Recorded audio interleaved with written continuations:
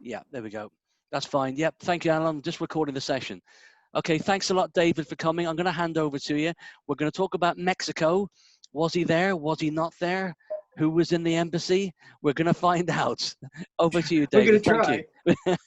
you. Thank you, Tony. Appreciate so much the opportunity to talk to you guys and have a discussion about what's been a passion of mine for a number of years. This little map that you see on the front is the route that would have been taken by either the bus or a car. I do have the red line going through Houston. That's not a necessity, to be honest with you. And the green line coming down from Dallas originally, when I started this project, was the thought that maybe Lee Oswald in the Harvey and Lee thing did travel down from Dallas, but we'll see that didn't pan out for me. What I did find, though, what did interest me and what did get me started on the path was the fact that we have this tourist visa on the left that shows Lee, Harvey Oswald, yet he signed it, or it is signed normally, like he always signs, like we've seen. On the right is the hotel registry from Mexico. And what bothered me about that was that it copied exactly the error of Lee, Harvey Oswald. When if it was really Lee, he would have signed his name his way as he normally does. So this got me started. I thought, okay, well, there's something about this that doesn't make sense. Let me go in a little deeper and see what I can figure out. And let me also mention too, if you have a question or are interested in something, please go ahead and stop me now and ask, and we'll do it while it's in context rather than trying to wait till the end. This statement, Lopez report, was available to us after all those years, and this statement was the second half of what got me motivated. When Lopez says that the Warren Commission correctly established that Oswald had traveled to Mexico City and decided not to look into it again, that just reeked to me of stay away, even in the Lopez report. Because what we do find down the road is Hardaway and Lopez also got snowed when they were down in Mexico. Nobody told anybody what really was going on down there. I'm saying that the Warren Commission did not correctly establish the journey and that Hoover was aware of it, that the majority of the evidence was created by an asset of the FBI working in the Department of Interior, that Oswald traveled from New Orleans through Austin to Dallas, and that we now have, from the new release, reports that are unredacted from our own double agents being asked about Oswald's presence down there.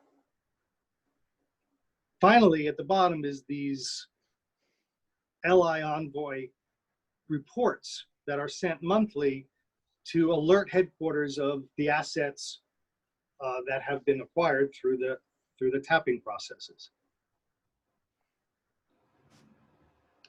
The third piece that really got me convinced that Oswald didn't go was Hoover himself.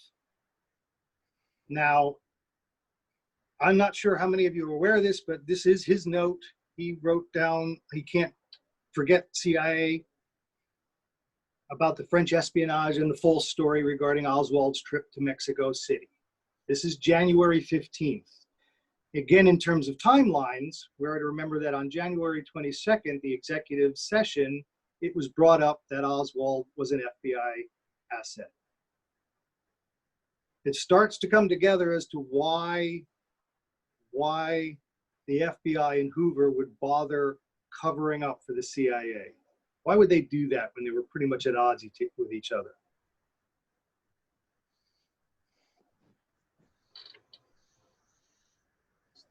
Here's the note from that session. As Dulles didn't even want this session to be published. He wanted all of the transcripts destroyed. I did follow the line. There is a story that leads to Oswald being from the FBI. And I personally believe that while the FBI was placing him and the CIA was putting him in Mexico City, he was actually working for the FBI and doing his job. And that was the reason why Hoover had to cover up for it.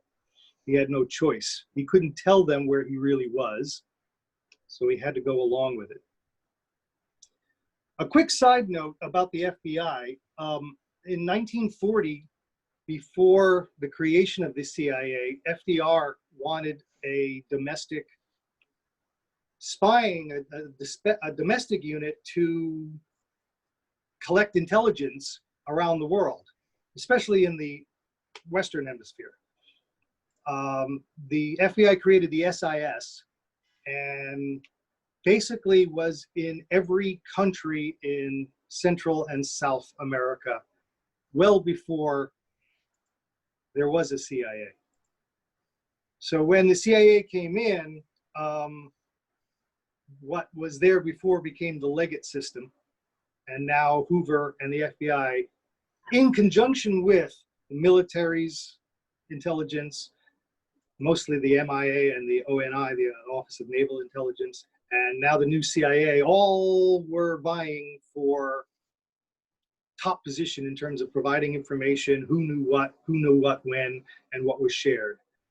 So to think Hoover wasn't aware of what was going on outside of the United States is a misnomer. He was connected pretty much everywhere. Now,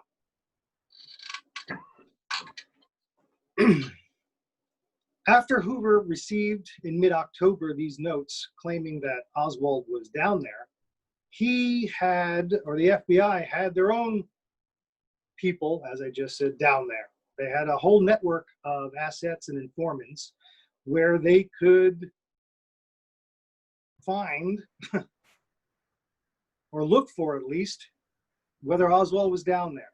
And of every single one of them, starting with November the 4th, all the way through you'll see the 23rd even, they couldn't find him. They had no record of him being there. They didn't have any information of his existence. So even by November 8th, they're claiming that the Mexican Department of Immigration, where I'm saying the FBI had an asset, did not have any information on Lee Oswald. We all good with that?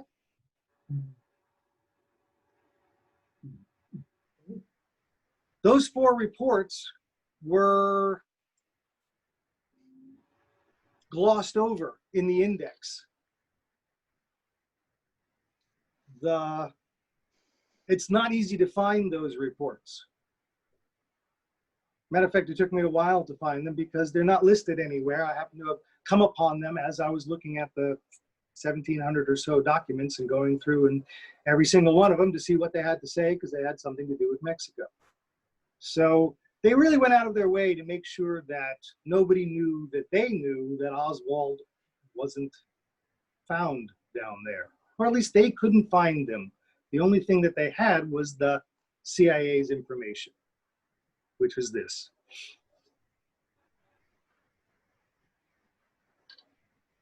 So as of the 22nd, they didn't know how he got in or left. And really the only information that even has anything to do with it is that one document from the CIA.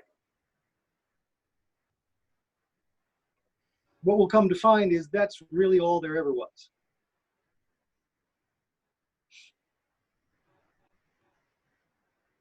Interesting, they should be sending this to both Dallas and New Orleans. There we go. Oh. Now, I'm trying to stay in somewhat of a chronology in terms of when people learned what, and then we'll go back into how things progressed chronology. This was the 22nd, the slide before. Here's on the 23rd, our man Helms is starting to explain to Hoover and the FBI where he was, what he did. Except on the 23rd, they get yet another report from their man in the FBI in Mexico, And yet again, after looking the entire month, Oswald was not in Mexico, according to the FBI's own informants. So far, again, here we are, the 23rd of November. And again, the only thing that we have that says he was there was that one memo on October the 10th. Now, while externally they're saying that they know what happened, internally the CIA is telling each other that there is no evidence of Oswald's visit. At least no photographic evidence from August through the first half of November. And it's the same thing for the Soviet embassy photographs from September 1st through November. So after all this is said and done, we kind of get the feeling that these transcripts and phone calls that we've heard are not really Oswald and Duran. It's kind of set in stone a little bit more. So when Ambassador Mann mentions that outside of those few things that they know of Oswald, there is nothing that puts Oswald in Mexico. Outside of even I mean, it's just the hotel and the Cuban and Soviet embassies, and yet you'd think the FBI would be aware of the embassies that are down there and keep an eye on them. They would have checked.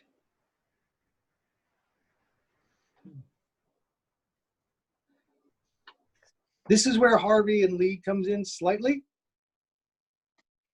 but not entirely. We have Mystery Man. The only evidence Oswald is in Mexico as of that date, still, as I've mentioned, is those transcripts. And yet when they send out these two memos on the same day, they are telling their own people one thing, and they're telling the State Department, the FBI, and the Navy something else entirely. The 5'10", 165 harkens back to Webster's physical description.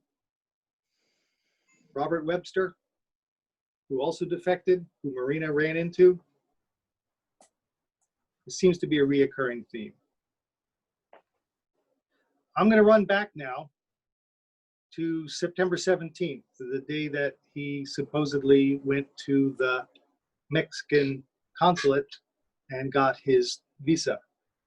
We find out that a CIA asset, William Godet, was also there, and claims that there were 6 or 7 people in line for permits in front of him, and that Lee Oswald was not one of them. At the bottom, can I move this? I guess I can't. Oh, there we go. At the bottom there, you see the tourist cards in order and how they were given out that day. And from all of the evidence that's presented in terms of order and when Judith North gets hers and Florence DeMen and George gets theirs, there's no time for Oswald to have been there in front of Godet to have purchased or gotten this tourist visa. More than likely, what happened is that George acquired some blanks.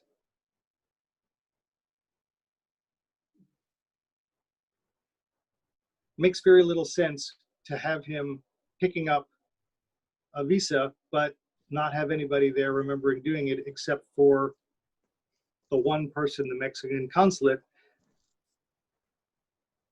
leader, who basically goes along with the FBI story.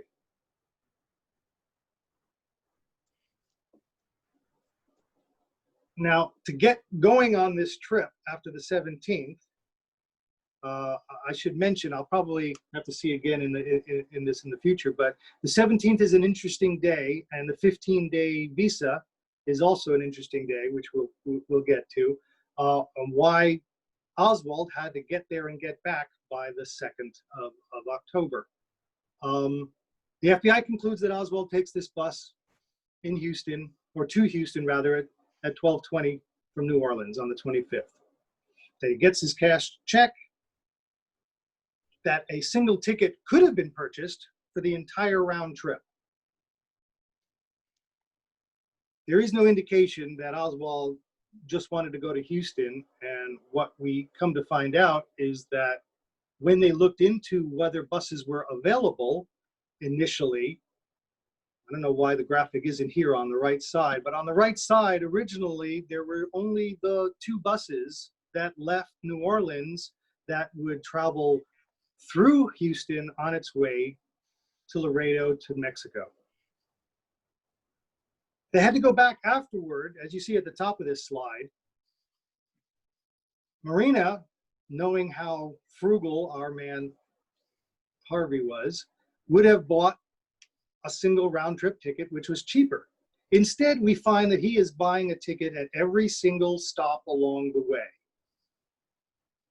Which, again, if he was supposed to leave a breadcrumb trail that he had been to Mexico to make it look like he is more of an asset when he goes to infiltrate Cuban groups, he was doing a terrible job. He wasn't leaving any good evidence at all that he was going to Mexico. He just disappears. The FBI doesn't know where he is the night of the 24th. And all these things happen on the 25th. They have to go back to this Major Green, who was in charge of the Continental Trailways. And I have to say Continental because Continental in the United States relates to Flecha Rojas in Mexico. Greyhound in the United States relates to Del Norte bus in Mexico. And we'll see how that's important later. So what they did basically was they looked and found a bus to get him from New Orleans to Houston. Because what happens in Houston, we find out about this phone call that this woman gets in Houston.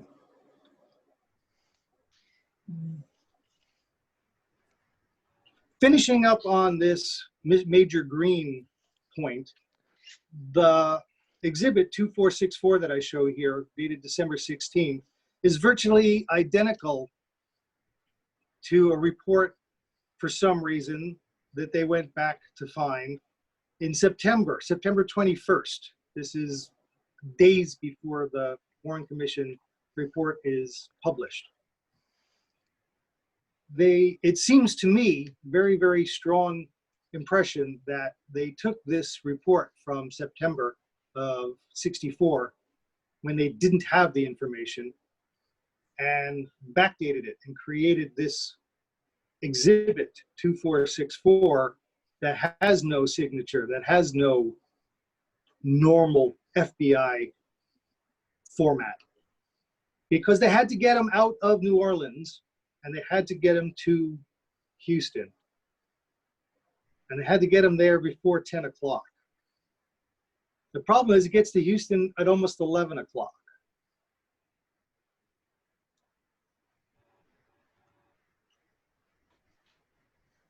The affidavit at the top is from Mrs. Twyford. He had hoped to discuss with Mr. Twyford a few things before he had to go to Mexico. Now, since the Houston bus doesn't leave for a while, till 2:30 in the morning, how she has knowledge of this and how this becomes involved, if they can do phone calls and transcripts to Mexico, my feeling is someone called Mrs. Twyford as well and had the necessary information to leave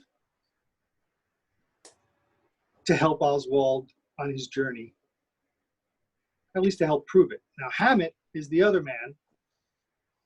He's the man supposedly who sold him the bus ticket, and he sold it to him after hemming and hawing and going back and forth a few times, finally just before the bus leaves. if the man can remember, I got into Hammett. He wasn't sure it was Oswald. None of the porters were sure. Most of the people in Houston that they checked with, not most, all of the people in Houston, they couldn't find anybody else who had any memory of this man. McFarland, if we remember, gave testimony that they saw Oswald and that they changed buses in Houston, as it says. And it was probably 6 a.m. before they first saw him, which is kind of strange considering the buses stopping and opening and letting people on and starting up again. But that's what he says.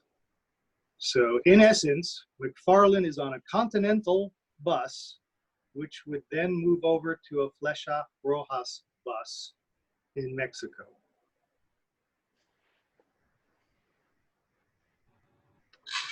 So I wondered why, if it's looking to me more and more like he didn't make this trip, as I was doing the research, where is all this evidence coming from? And most of us knew that Echeverria was a CIA asset. He ultimately becomes president of Mexico. But the FBI produces mountains of reports and seems to have access to everything very quickly and very, very easily. And this is where I came across this unknown man who most hadn't written about. Nobody had written about, actually, up until I had started and wrote him and made this presentation. Ochoa was the #2 man at the Interior and was, as it says right there in the sources, a direct source, a very, very important source of the FBI. The bottom of the slide, high official of the ministry, valuable established source of legate, and what we will come to find had his hands on every single piece of Mexico evidence that was created.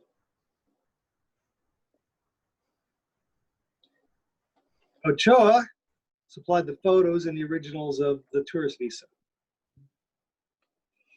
So we'll get to the organization and how they record their information and why it gives itself away shortly.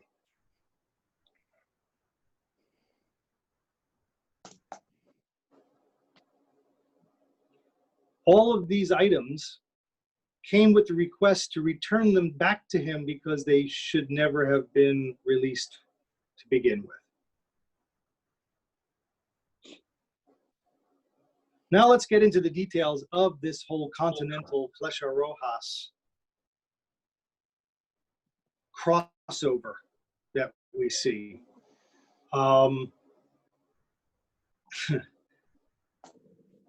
Flecha Rojas bus leaves Monterrey for Mexico at 3:30 in the afternoon. The bus leaving Laredo for Monterrey leaves at 2 p.m. There's no way that anyone on any bus can get from Laredo to Monterrey in time for this 3:30 bus to leave.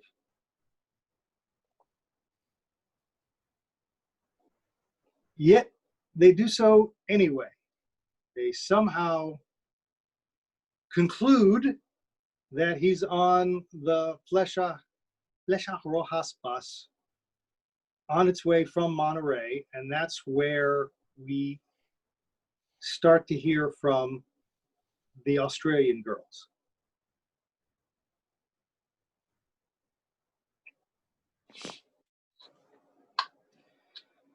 Efforts were made to locate the Flecha Rojas passenger list, and what we come to find, and what amazed me beyond all belief as I started to read this, is that every one of the passenger lists from the 4 different bus lines had been borrowed by investigators of the Mexican government on the afternoon of the assassination, and only for the days that we're talking about. September 26th through October the 2nd. Even the duplicates, which are sent to other offices outside of Mexico City, were taken and not returned.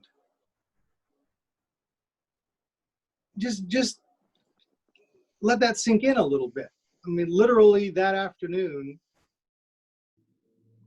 agents of the Mexican government are confiscating passenger lists from bus manifests. Bottom right, same again.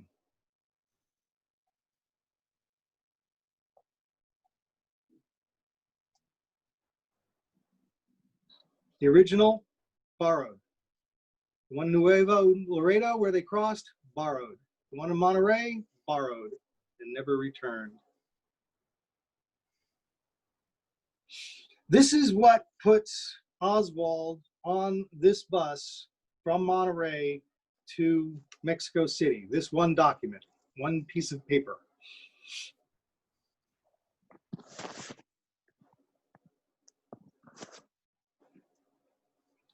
It has at the top there a 2 o'clock leaving time again. So just by simple mathematics, he can't be on this bus. McFarland's might be because they were taking Continental.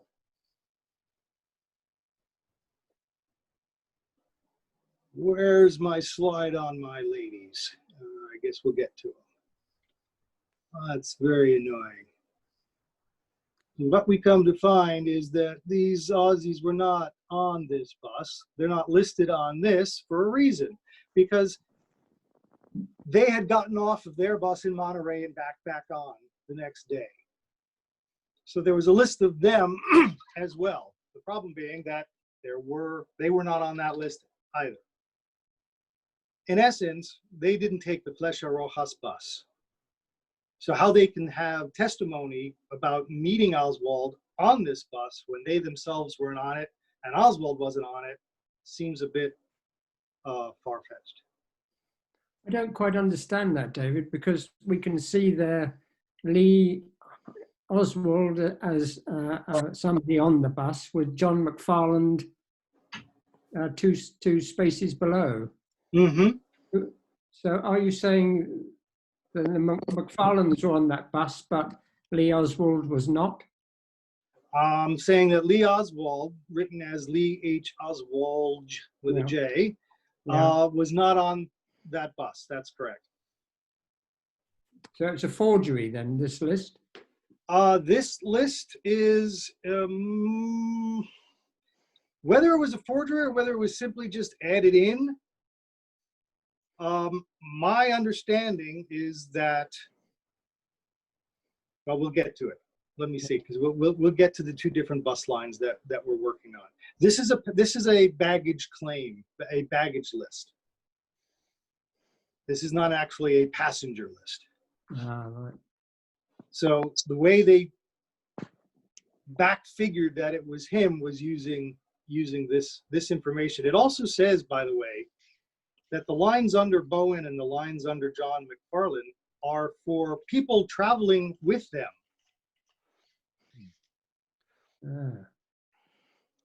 So I don't remember there being anyone traveling with John Bowen, or Osborne, as it might be. No, Mrs. It was McFarland. Mr. and Miss. What's that? And Mrs. McFarland was there, but yeah, no one with Right. Bowen. Yes, and Mrs. McFarland definitely did. I'm going to get to why it wasn't Flecha Rojas. I don't see why that skipped around, but we'll get back to it if we must. Once he did arrive, at least, the story about the book is that the guest signs on the first night, and then the manager will write the name in each night. This brings us back to the 15 days. 15 days from September 17th is October 2nd. I think that's how they figured it backwards and put him and dated the visa application for the 17th. And we'll look at the application shortly.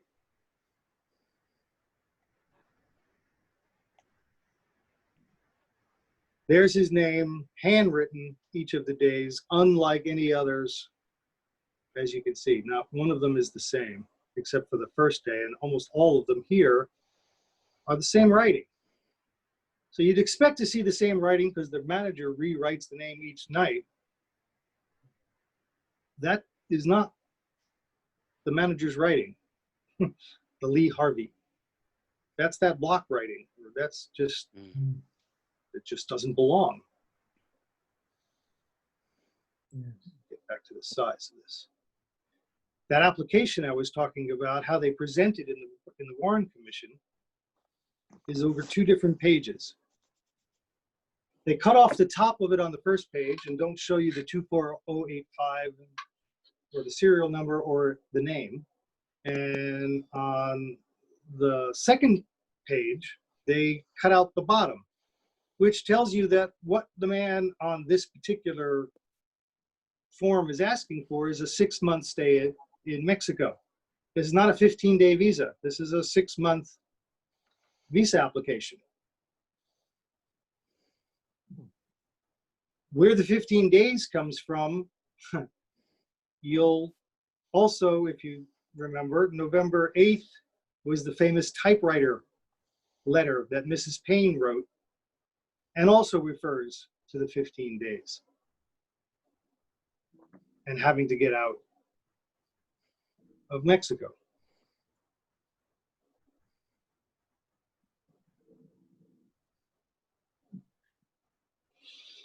At the end of each month, when they record all of the tourist visas that come through, they record them all on this FM11, it's called, and they alphabetize all of the people who have come into the country. If you notice, in the alphabetization, the man who's supposed to be Harvey Oswald Lee and written as Harvey Oswald Lee somehow becomes an entry between the letter M, Moore, and the letter O-U, Ule. So why would Harvey Oswald Lee be alphabetized under Oswald?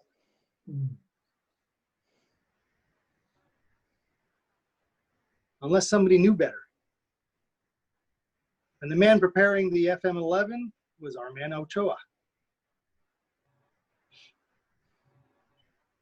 In the FM11, it actually says Otto and Harvey Oswald Lee.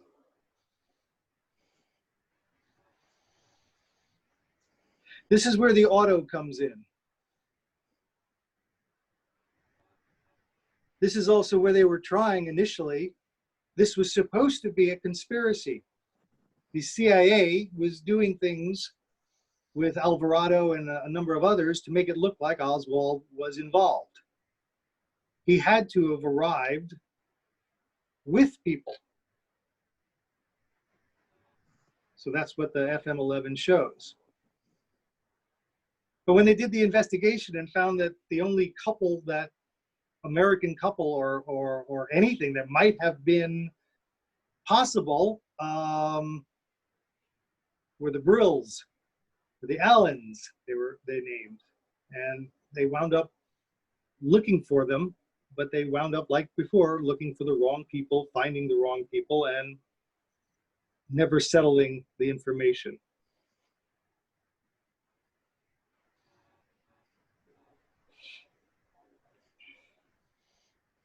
This is just a recap of who's who.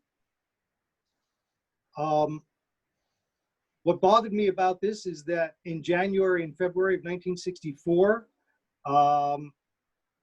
they're starting to refer to information that was given on the 23rd of November as if it was never.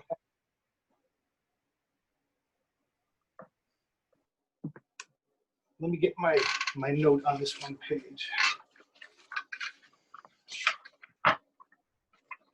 Any questions so far?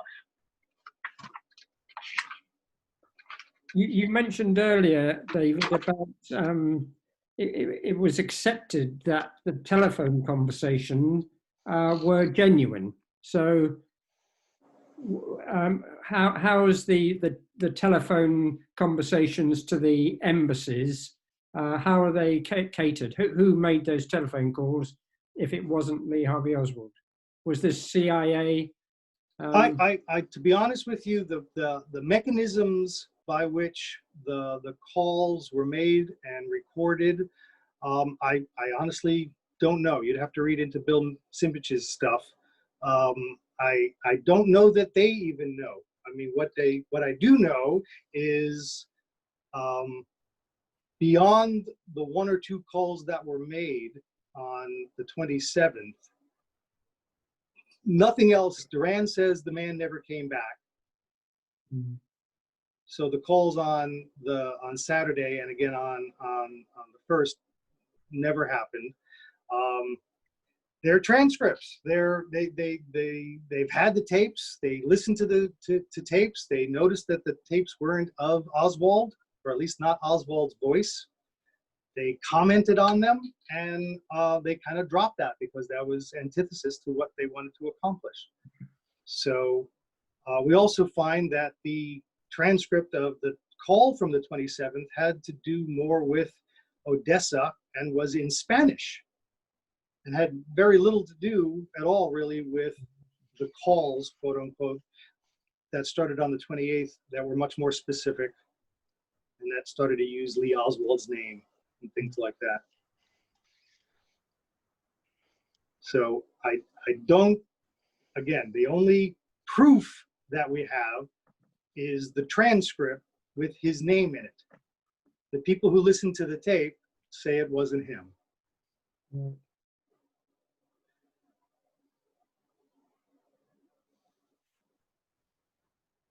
Now, somehow my presentation got offline and is different than the one I'm looking at. So I'm going to just keep going with what I have. See now, in February and March of 1964, they're starting all over again to look for information. Cash, who is part of the immigration service, is lying basically to the FBI about the information that they had available to them as of the 23rd of November. And that would be those two cards on the left that were given, and photostatic copies of verbatim copies is a very interesting way of putting things.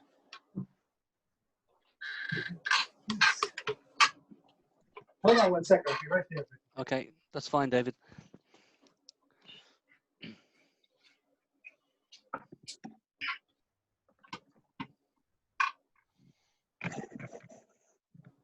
So basically, these cards on the left are the source of all information that they had at Laredo related to Oswald's traveling in. We have Lee Harvey Oswald coming in on the 26th of September.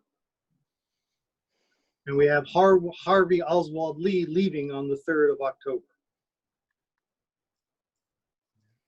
We have no mode of transportation specifically on his entry, yet they did write down he came in on an auto. And then we have him leaving by a car. This is the information available to us, yet none of this was used because it would imply that someone drove him there, since he didn't drive. What's the occupation there of Oswald? Photographer. Photographer. Is that what he? Yes, Yeah, that's what he claimed. Was it? That's what he claimed on the. That's what he claimed on the application. Right. Using a birth certificate that he really didn't have.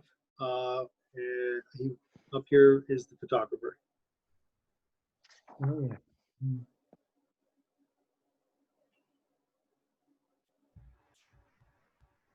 So now we have a variety of different ideas as they're leaving and crossing Laredo, coming into Nuevo Laredo, getting back onto a Flecha Rojas bus and going to Monterey. In Monterey, the bus stops. The Aussie girls supposedly get on. And yet we have this report from the FBI and recap from the CIA, with the FBI telling the CIA that they traveled down on yet a third bus line, ANAHUAC, Anuak, is yet another line that they just simply put him on to go from Monterey to Mexico City. Not sure why they did that, to be honest with you, but that's what they did. Any evidence for that, or? None whatsoever. Zero. As a matter of fact, I'm going to show you that the FBI checked and not one bit of information is available from any of the bus lines.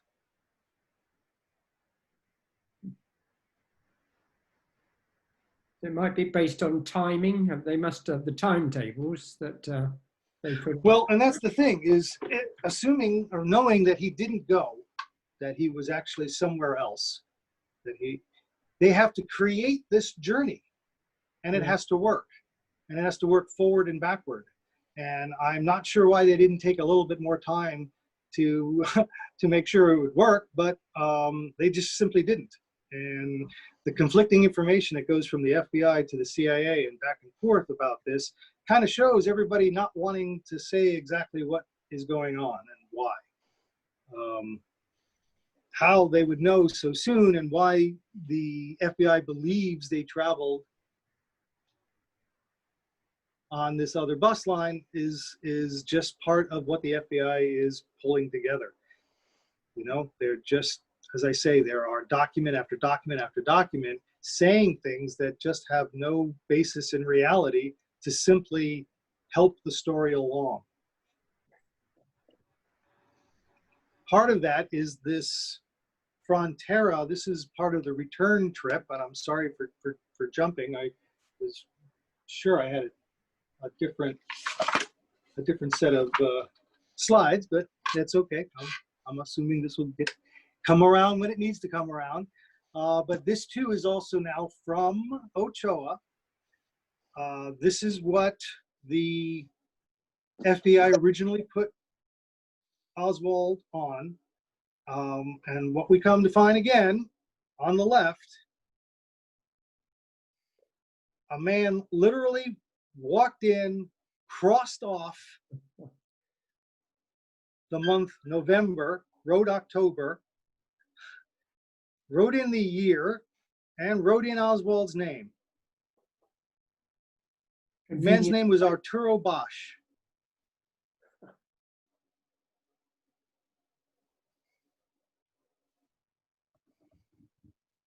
Now, why I don't have the Arturo Bosch slide, I don't know. So the big question then is, where was he if he wasn't in Mexico, right? Mm-hmm.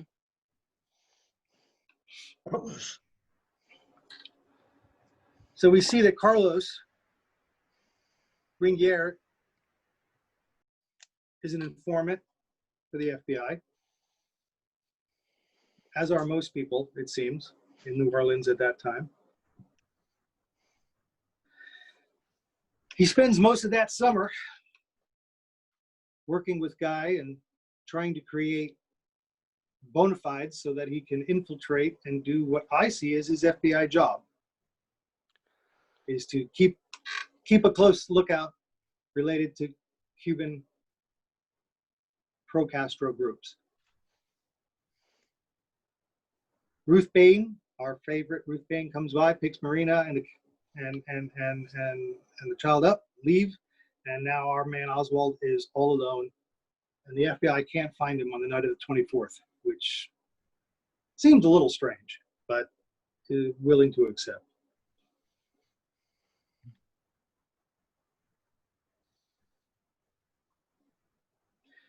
This jumps back to the 25th, 26th. I'm terribly sorry. I was really sure I had the right one here, but I guess I did not. On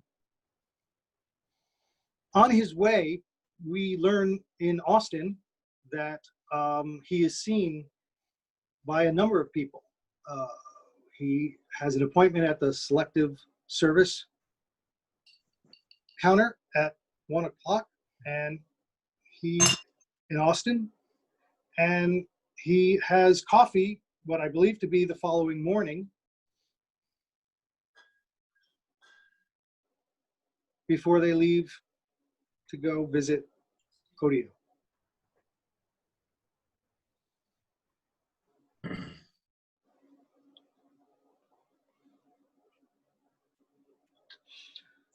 Should we believe Odio? I believe we should.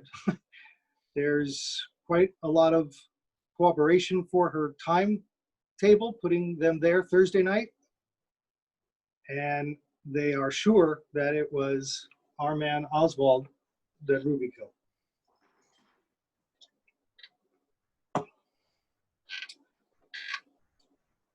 Here's the mention of William Seymour and Lawrence Howard and Hall, who the FBI tried to throw in as the real people who visited.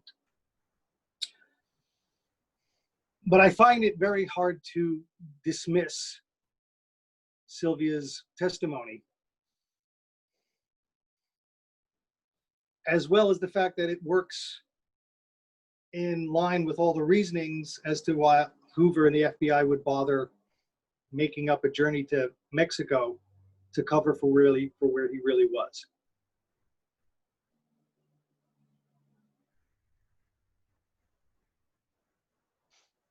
Here's the rest of that information that I was talking about. She spoke to her father, her priest.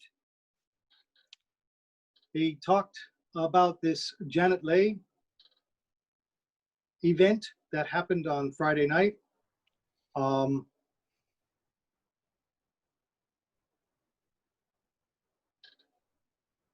And it appears that Leopoldo and Angelo can be identified. Leopoldo more so as Bernardo del Toros. Angelo, they're not 100% sure whether it's Ed Collins or Mercado.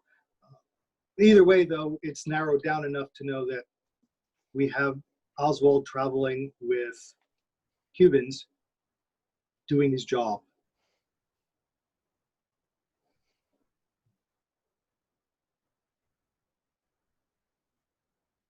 Now, another strange thing about Sylvia is that she was interviewed very early. You can see that Hosty and Odom interviews her in December. And they told that they would be back to her. Obviously, they never got back to her. The Warren Commission report basically just says she couldn't be right because Oswald was in Mexico. It takes until the House Select Committee, which is really a surprise for them to actually say anything about Mexico because of how badly that investigation about Mexico was squashed for the HSCA. But they believe that she's credible as well, and that there were no doubt 3 people at her door, and one of them being Lee Oswald, or Harvey Oswald, the man Ruby killed. So we basically know where he is and who he's with, and we'll find that there's even more evidence that shows him in Dallas around that time, and that the Mexico evidence of his being and going and making phone calls and visiting people on Saturday the 28th is really non sequitur. It doesn't go anywhere. It's just simply part of the story.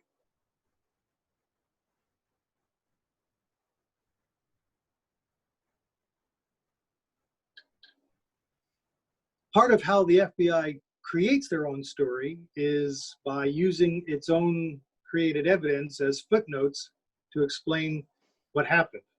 So that big text in the middle of the page there is the Warren Commission report conclusion on how Oswald gets to Mexico City, despite the fact that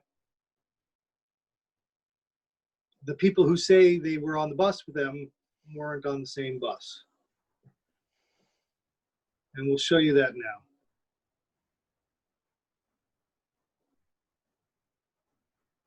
Mumford was one of the Australian girls. They didn't leave Monterey until 7:30 that evening on a Del Norte bus. We were told by the FBI just recently that the Flecha Rojas bus leaves at 3:30 and that they were on that bus. As you can see, the conflict is a little bit difficult to resolve.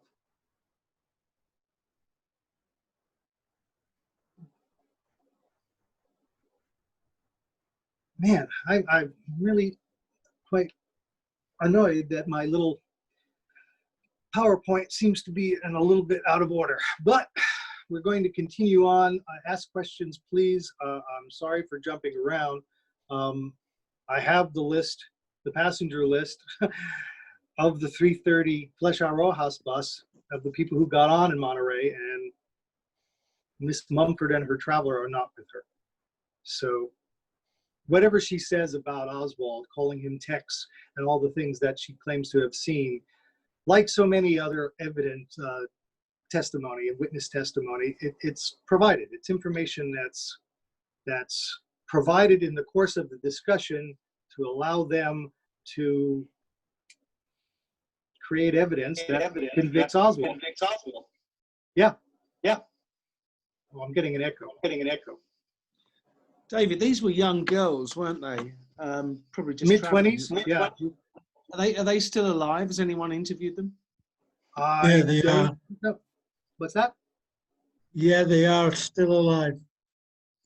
Oh, they are. So Peter, has anyone interviewed them?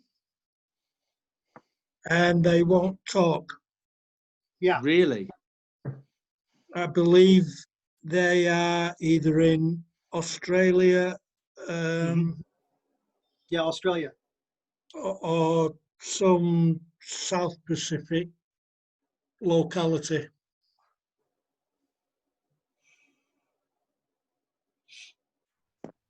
Yeah. Yeah, No, they were only 21 and 22 at the time, weren't they? Yeah. 21 and 22. Yeah. Kind of like Julia Postal, kind of caught up in something that they really couldn't do anything about. Once we do finally get Oswald supposedly to Mexico City, this bus arrives somewhere around 10:15, and by 10:30 he's already calling someone at the embassy, talking Spanish, has already been to the hotel, checked in, and left. Leads me to believe that he wasn't on that bus and arrived at 10:15. Also, in most of the CIA work, you'll see focuses on the 28th and October 1st. The call on the 27th, that we see here in front of us now, has little to do, if anything at all, with Oswald and what's supposedly transpiring down there. Besides that, it's all in Spanish, fluent Spanish, which I was not under the impression that Oswald spoke.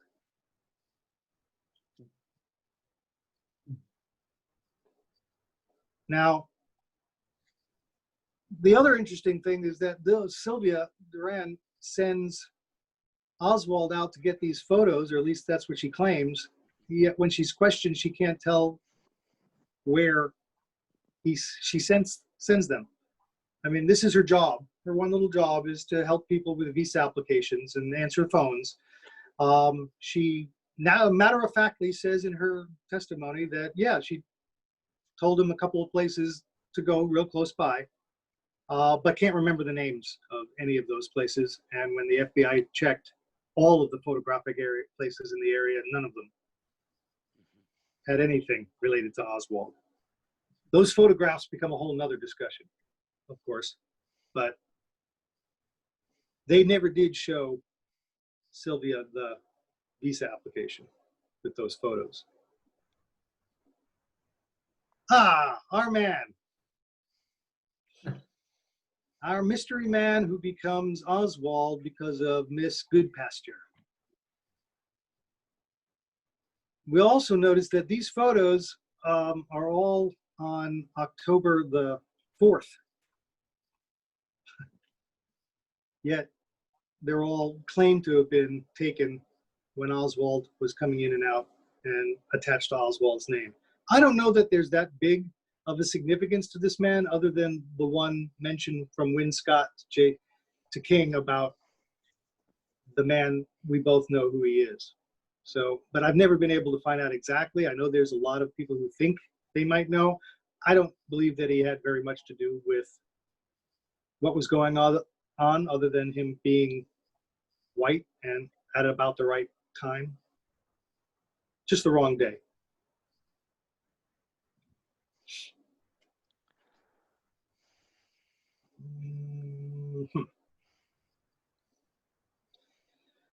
We find the photograph in exhibits and described as a photograph of him after his return from Russia, at least according to Marina, which seems a little strange. This is where we talk about the photographs where Duran tells him where to go and that she just can't remember where she tells him to go, which again seems to me just so in line with trying to hide. And then there's the fact that the copies of these photographs and the application are missing things. They're missing the staples. They're missing, and they're misaligned.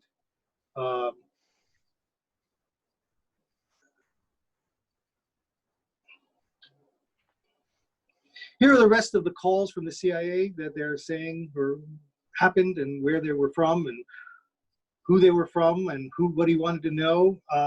These are all after hours. The embassy was usually closed by 4 o'clock, and all these calls occur after 4 o'clock, which seems kind of strange again.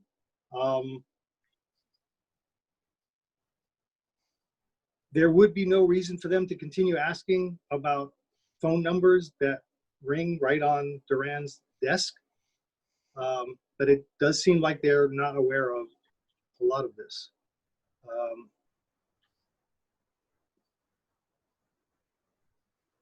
On the 28th, we're treated to that wonderful photograph and shown that it's actually the 4th of October.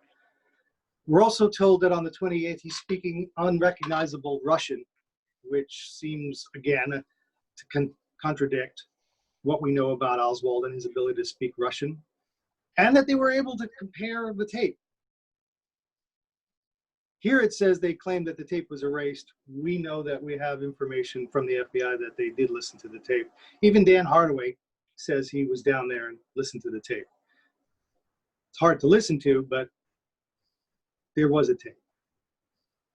The 28th of September is also the day that Mr. Slack and Mr. Price put Oswald at the Sportsdrome in Dallas. This would be the day after she visits Odia, or 2 days after Odia, rather.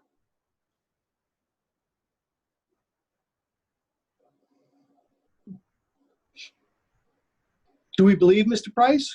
Do we believe that he was there both September 28th and again 2 weeks later on October 16th? At this point, there's little to contradict him in that all of the Mexico information we're offered for September 28th is so poor and obviously manufactured.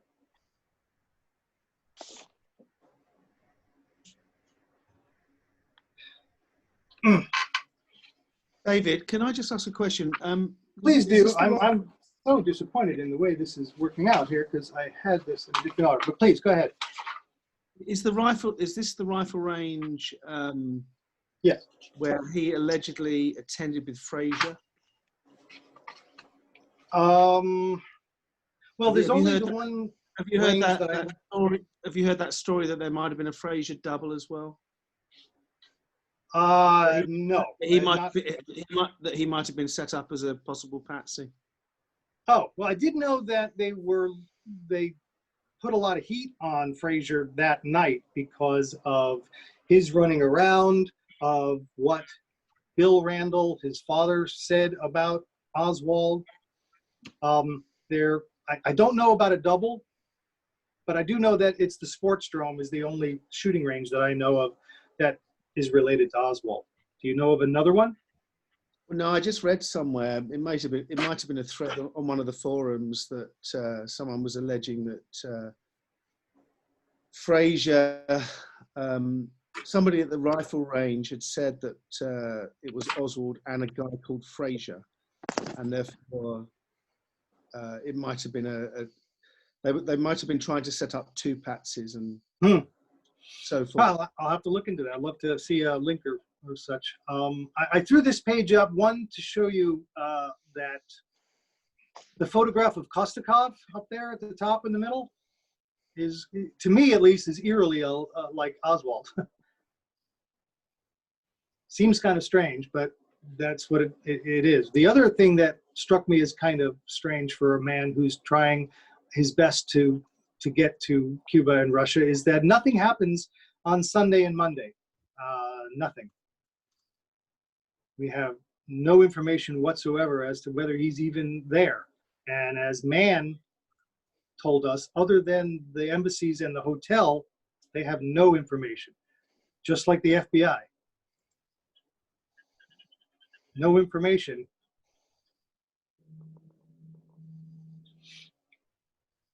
I think this was done, these phone calls on October 1st was done to infuse Kostakov into the conversation, to create even more alarm in November once they found these things. Kostakov was a very big deal, and we come to find that Kostakov did not. I know he writes in the book that he sees this man, but he never saw Oswald.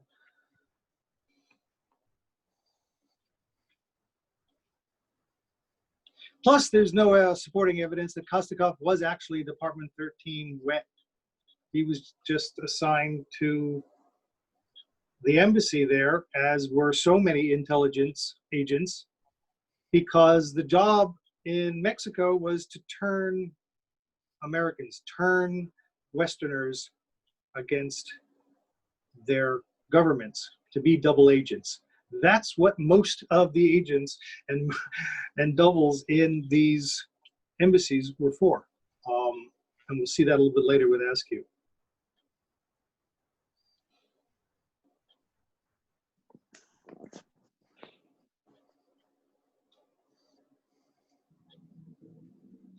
This is a little bit of backup information, basically saying that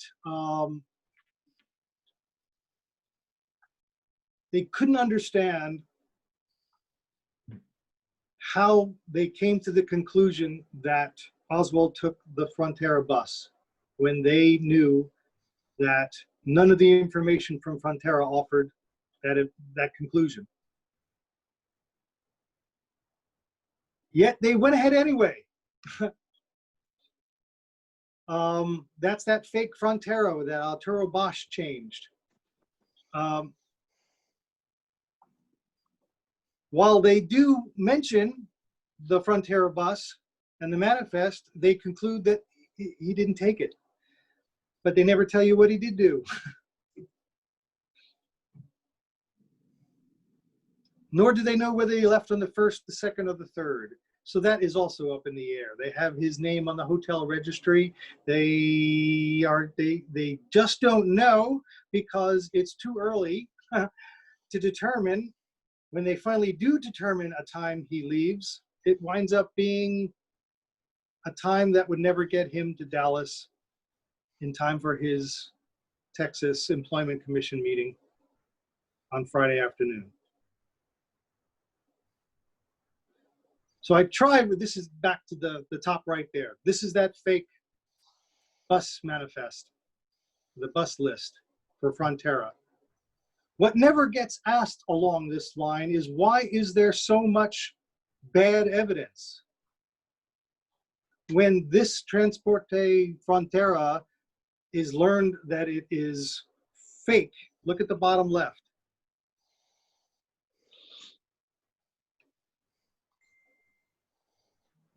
Arturo Bosch just simply changed the manifest.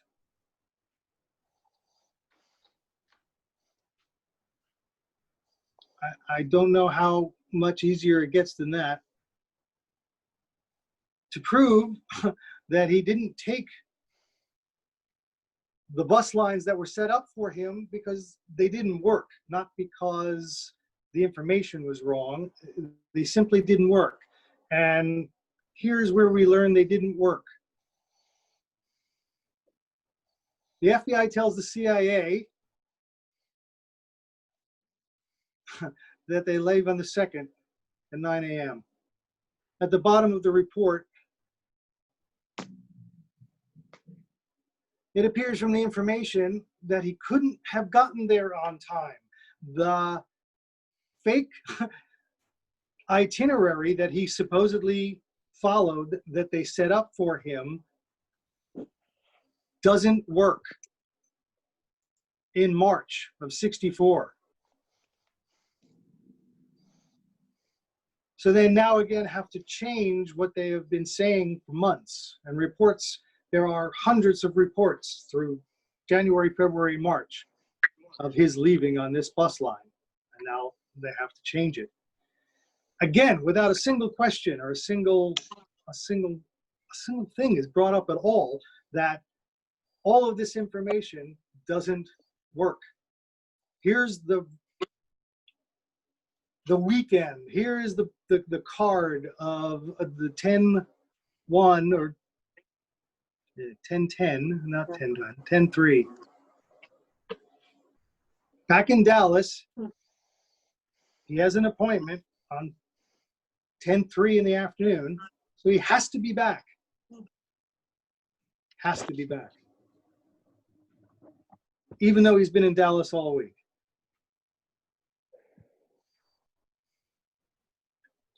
On the right is the YMCA receipt. Hey, Bart. Hey, how you doing? Doing well, man. How are you feeling? I'm all right. I just woke up. I slept all day, so I'm sorry. No worries at all. You just keep feeling better, man. All right, thanks. To add to the confusion, in August of 1964, a suitcase is found by Marina, and in the suitcase we find some bus tickets, along with some other Mexico-related things. This is again now a month or so before the report is written. Let's look into bus ticket number 13688 for now, not Frontera anymore. We're taking Del Norte again. We investigate that number and come to find that that ticket, while assigned, there is no Oswald on the bus. Yet again, 13688 is written out to the name of the travel agency.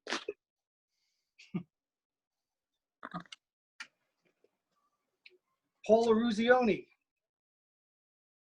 listed right here in the middle there of the bus. They went to find Miss Ruzioni. Ruzioni doesn't exist.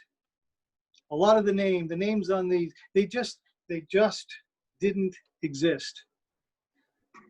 And the people who did exist wound up working at either the Department of Interior or a travel agency to cover. This is the purchase order. H.O. Lee, traveling back up north. This says September 30th, not leaving until the 2nd.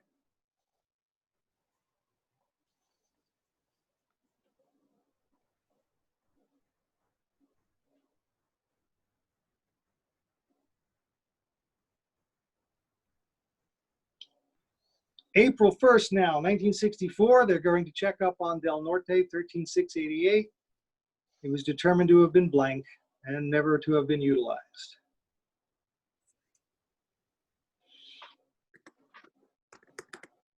So yet again, while they're trying to say this information and evidence relates to each other, it's not real. It's been created to give us the impression that this person traveled.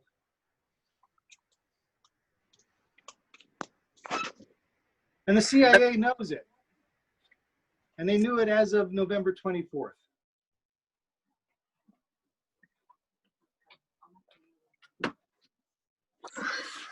They knew they were trying to match up with Kostakov.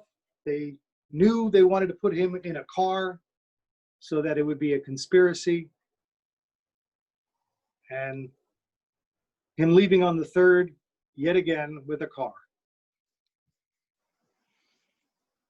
The entire plan initially was a conspiracy related to Cuba to kill Kennedy. So the initial evidence early on had to be and support that premise. When that was changed, we find how quickly, for example, Alvarado's $6,500 and Red-Headed Negro is discounted, removed, and pushed aside. Anything related to a conspiracy, once the lone nut is decided upon, gets changed, discounted, and removed. Alvarado, if you can remember, was an asset of the CIA through the Nicaraguan intelligence and military. David Atlee Phillips shows up on the 7th of October. On the 8th of October, the reports are written, summary reports for September, with no mention of the 27th or the 28th. And then the game begins. I'd mentioned to you that even the FBI wanted to be sure what had happened and what bus line he might have taken.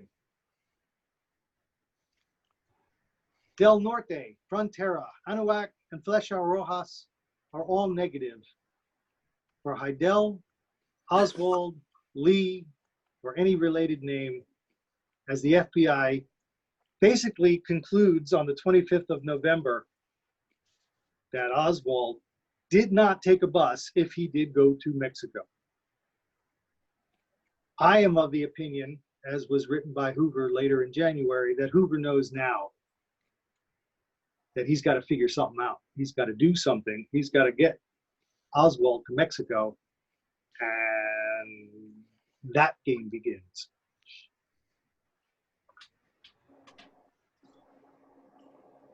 Trying to recap a little bit of everything here. FM 11 entries alphabetize the man as Oswald, not Lee. The Frontera evidence we know is created. The mystery man photograph was backdated by Good Pasture on purpose.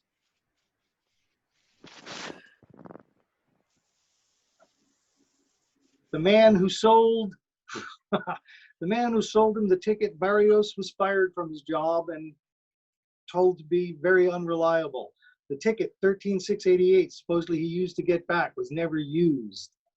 The drivers related to these stories about bananas and other crazy things that happen all negate that story. Nobody saw them. Osborne, Bowen testifies that he sat next to no one and that there were no other English-speaking people on the bus.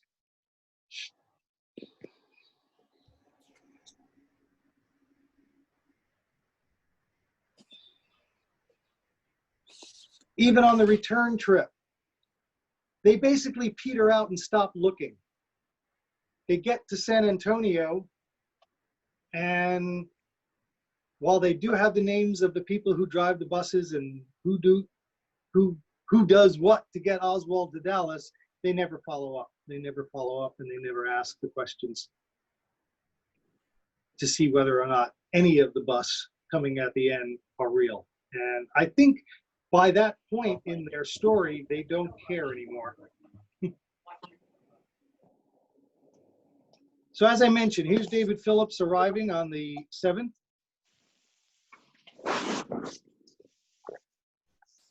Hey, Bart. Hey. It is. Good to see you. Here are the September 1963 LI envoy reports I was talking about. And they do get very detailed about what they do find. Russian-speaking females, but there are no mentions of the all-important calls on the 27th and 28th regarding Oswald and the Russians. And they even have the numbers that he called listed at the bottom of the report. This report is on October the 8th, the day after Phillips arrives.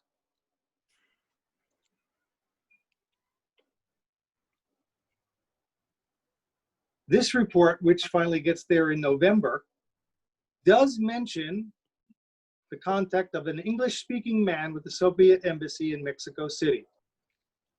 But that's all. They don't do a whole lot to follow up on this English-speaking man, given that this is November 7th, so they already have the transcripts, they already have the information, they already have all of it. They've already even sent out the information that it was Oswald on October 10th. Yet in their reports, it's not Oswald.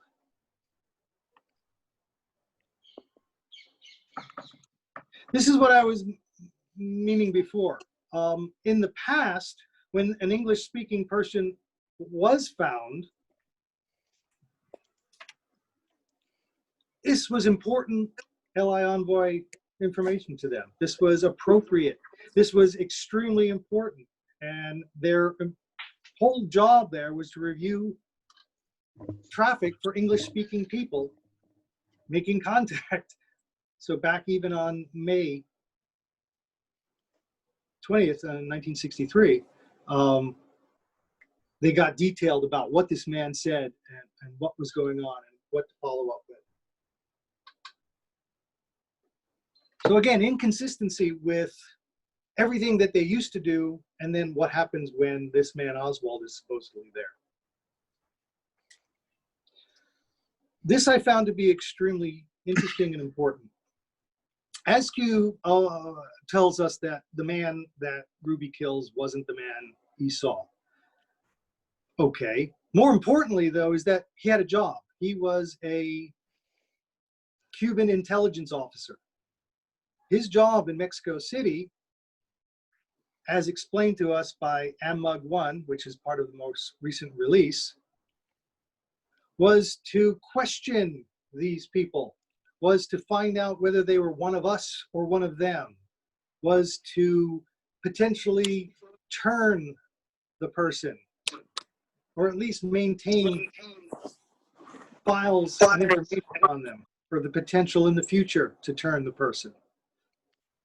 The way Askew dealt with this Oswald person is completely opposite from how an intelligence officer would have dealt with an American disgruntled wanting to go to Russia. They're just there's the inconsistency between how they were treated and what should have happened is too far apart to accept.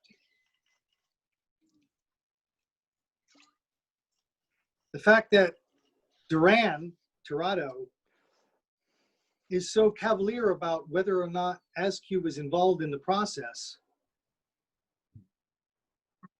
and then when he finally does become involved in the process, it really just becomes a way to remember the person. We all know the number of times in Oswald's past where he goes out of his way to make a scene to be remembered. This was another one of those type of scenes, except it really wasn't our Oswald. Further documentation was released or found in the release related to Little Bill 9, who was a very close friend to Askew and one of the highest placed double agents we had in the embassy there. And he was repeatedly asked about Oswald. He was asked if he ever saw him or had anyone ever heard of him there, or did anyone at the embassy know Oswald had visited. In older documents, as you can see here on the top right, also request Little Bill 9 was redacted. When we finally found that it was Little Bill 9 that they were asking, his answer is right below it. Never saw the man. He was actually shown photographs of Oswald. So now we have more and more, also Little Bill 9, Little Bill 7, who also worked with him and also said the same thing. Here's Little Bill 7 corroborating that Oswald was simply not there.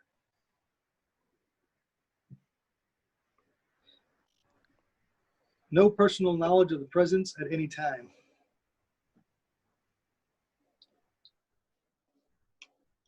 So basically, I'm concluding that the commission did not conclude and did not establish that Oswald had traveled, that they actually established that the entire process was FUBAR from start to finish, and they just simply chose not to let anyone reinvestigate this travel and moved on. And that's where I came in and started to investigate the travel. The slides here are not exactly the same as the ones that I had for some reason, but did, I hope, illustrate how far the FBI went to not only find out that he wasn't there. We have to remember that the FBI asked the Department of Interior in November, most likely their asset, Ochoa, whether or not they had information on Oswald. And the answer was no. So when they needed the information on Oswald and went back to Ochoa, what wasn't there before became there. Bus trips that were wrong were fixed. Information offered was left in the Warren Commission, even if it was wrong. They just simply didn't care. And they chose not to reinvestigate it, especially because of the HSDA, because the CIA got rid of Blakey, not Blakey, got rid of Sprague, and Blakey was basically a CIA stooge, rubber stamping what needed to be rubber stamped. So that's how I concluded, among other ways, that Oswald was not in Mexico, but instead was with two Cubans traveling through Austin, meeting with ODO, and then in Dallas over the weekend. Thank you very much, David. Very good, David. Very good. Excellent. Thank you, David. You're welcome. No, I'm a bit, as I say, a little disappointed that my notes don't match the slide that I wanted. I must have pushed the wrong presentation, but the gist of what I wanted there was there. Yeah, and, it's fine. As I say, Pamela and her girlfriend were never shown photographs of Oswald, even though she testified for the Warren Commission. And we're never on a Flecha Rojas bus. They took Del Norte. I don't believe Bowen had anything to do with this, and he may actually have traveled with someone. In the detail, in the Kennedy and King's articles, I get much deeper into the stories of the traveling that has to occur, and every single it's amazing how the FBI was able to find every single person on these buses except for Oswald. They find these people to testify, to say that Oswald was there, and then they find out afterward that this person asked for permission to testify so that they could tell the story to begin with. It never comes together right. I'm very appreciative to Bart for sending me all these extra Mexico wonderfully scanned documents that I continue to read through. One of them had to do with, I didn't touch on, was the famous La Paz rave party that never happened.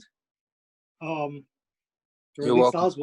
Oswald was never there, despite how hard the CIA wanted to put him there through June Cobb and L.I. Cookie. David, one of the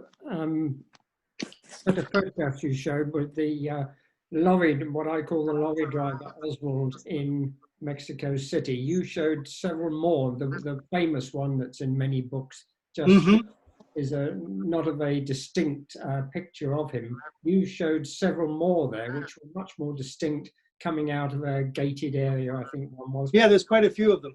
What was the source of those photographs? Was that these are all in the Russ Holmes file directories in Mary Farrell. A lot of the information on Mexico comes from the Russ Holmes works. Right. And you have to kind of go slowly through them all. There's actually, I have quite a lot more photographs than that, to be honest with you. And one of the things I found interesting was, if you're aware of the Dillard photograph that shows a person in the far left corner window of the Texas School Book Depository, you know what I'm referring to? Yep. This man here. Yeah. If you take a look at that, and you take a look at that picture of Dillard, the similarities are frightening.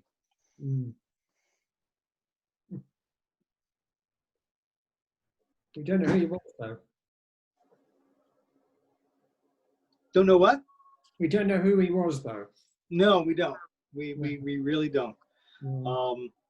Same thing with our wonderful prayer man, and how that's been working. I love that whole story is fantastic, and I know Bart's done some great work with it. It's just wonderful. The KGB guys, they said that this guy in the photograph was an ex-American serviceman who had sort of mental health problems and turned up at the embassy on regular occasions. You know, it might not be true, but that's what they said. Well, yeah, they also mentioned he was also photographed on the 15th of October as well. They said he was a regular visitor. Yeah, regular visitor is right. Which is surprising though, because Little Nines, one of his main jobs was to identify people from photographs like this.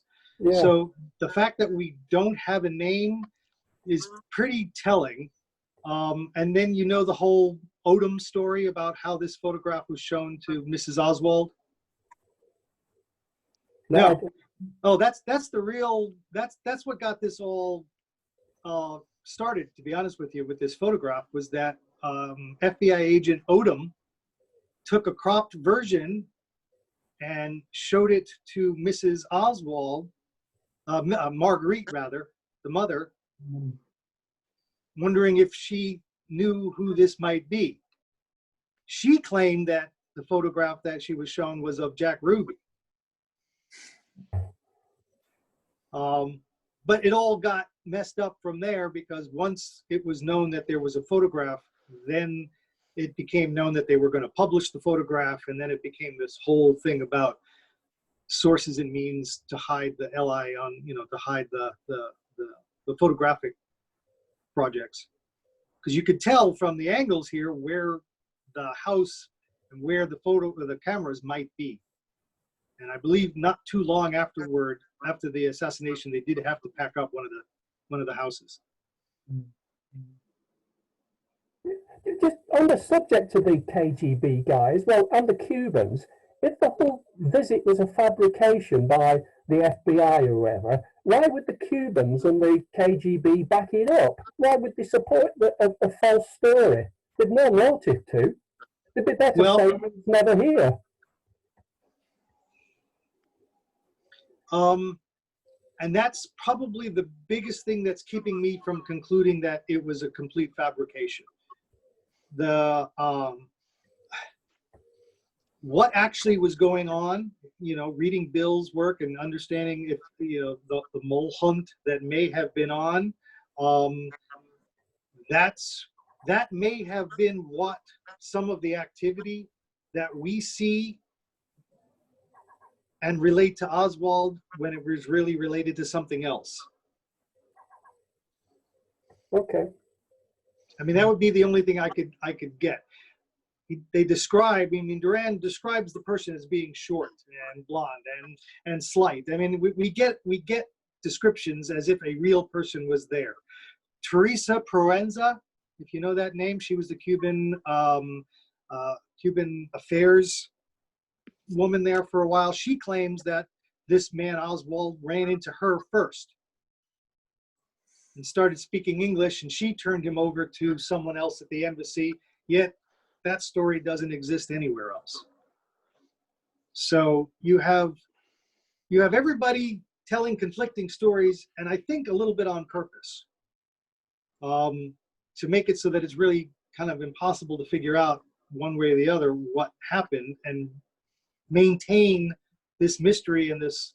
I mean, even Hoover, when he's describing to Johnson the following morning that there's this other person, he doesn't say it wasn't that Oswald wasn't down there. He says, in addition to Oswald, this other person must have been there too.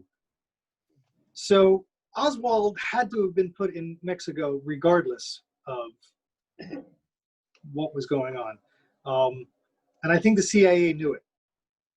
I get the feeling the CIA knew Oswald was doing his FBI work and picked the perfect time, really, to do their marked card mole investigation, if that indeed was what was going on, and use the Oswald name so that the FBI would be pigeonholed into doing basically what they had to do.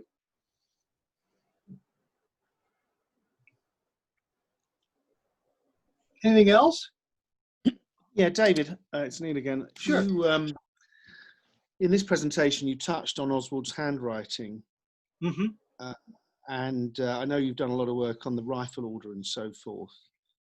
Can you just remind us, I know that you did a presentation in Dallas last year, but what is the conclusion? Because my understanding is that handwriting is Oswald's with respect to the order, according to handwriting specialists. Are you in that camp or not?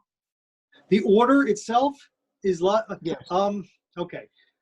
What bothers me about the conclusions of, you're talking about the House Select Committee conclusions? Yeah, they concluded that it was definitely Oswald's handwriting, so therefore he did order the rifle. Okay.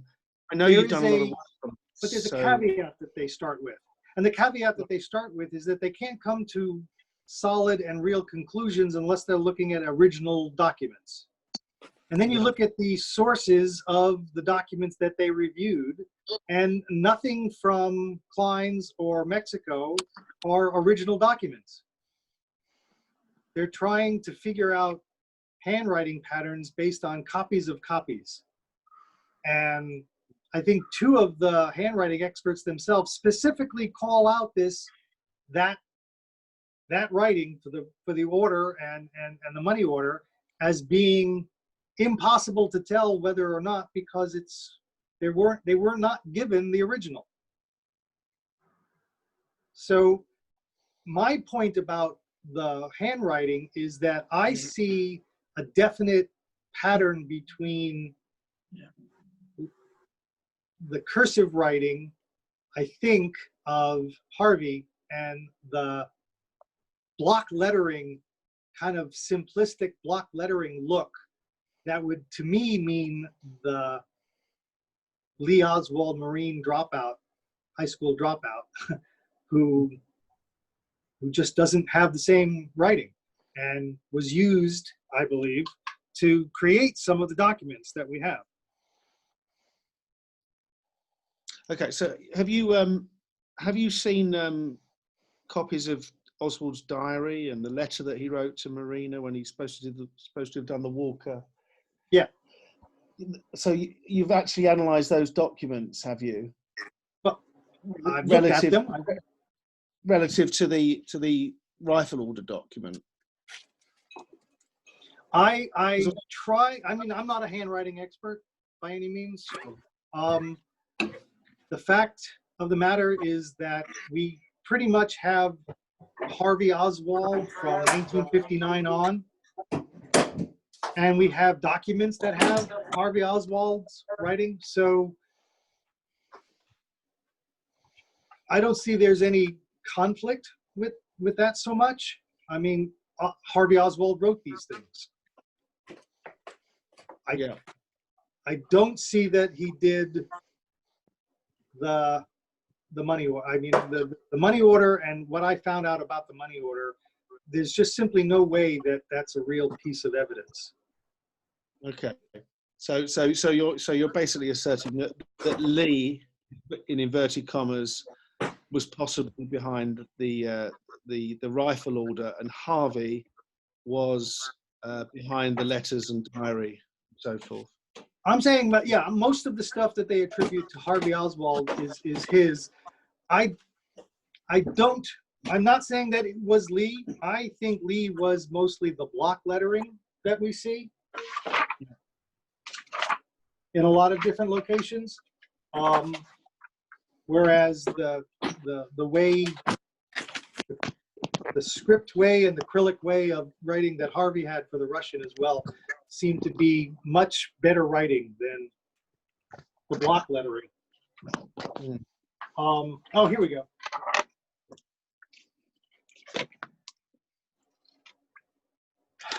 Yeah, you see the money order is all in script. I happen to think that the CIA and the FBI happen to have very good forgers, if not the best in the world. I don't see any problem with creating this and then claiming that you can tell from a copy that it's somebody's handwriting. Mm-hmm. I mean, it's all the other issues related to the money order that make it so difficult to see that it would be from him. That's all I have there. No, that's fair enough. Okay. Listen, guys, I'm going to have to duck out here because I've got another History Society to do the same thing for. So I'm going to have to leave the meeting. However, I'm going to keep the meeting open, so please stay in. And if you want to continue the conversation, that's absolutely great. But I've got to duck out. But David, thank you so much again for this. My it's been pleasure. a great afternoon. It's been really interesting. I've learned a lot. And we'll good luck with your continued research. Well, thank you so much, Tony, and thanks for the invitation and the time. I hope I was able to shed a little light on Mexico. Absolutely. Thanks a lot, mate. Take care. Great.